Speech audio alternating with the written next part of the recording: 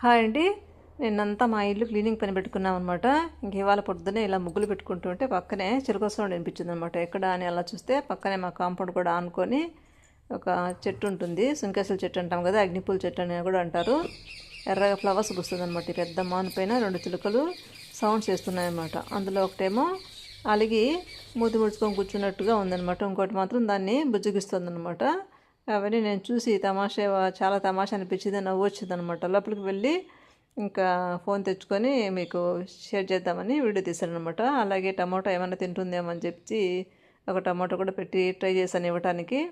నా వైపు కూడా చూడలేదు. చూడండి ఎలా అలిగి కూర్చుంది. అది భలే క్యూట్ క్యూట్ అనిపించిందండి అనమాట నాకు. ఆ సౌండ్స్ అవి ఒకదాన్ని ఒకటి గుజ్జుగుజ్జుకునే విధానము అలా బాగుంది. అందుకోసమని మీకు షేర్ చేస్తున్నా. ఇంకా అలాగే ఇవన్నీ కూడా శంకుపూలు అనమాట. ఇవన్నీ కొయ్యాలి ఈరోజు నేను.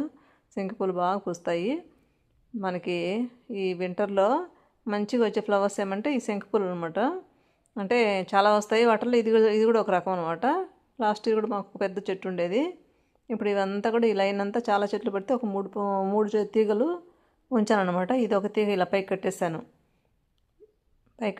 మిగిలినట్టు మాత్రం ఊరికి గోడపైన అలా వేశాను అనమాట. ఇవన్నీ కూడా క్రోటన్స్ బాగా అందంగా బ్యూటిఫుల్గా ఉన్నాయన్నమాట. ఇది కూడా ఒక శంకుపూల చెట్టే, ఊరికి అలా పెట్టేశాను అనమాట.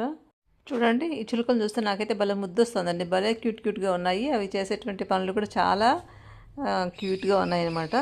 అంతే కదండి, ఎవరికైనా మనకి పక్షులు, ఈ ప్రకృతి మనకి చాలా ఆనందాన్ని ఇస్తాయన్నమాట. నేను కూడా ఈరోజు చాలా హ్యాపీ ఫీల్ అయిన వీటిని చూసి.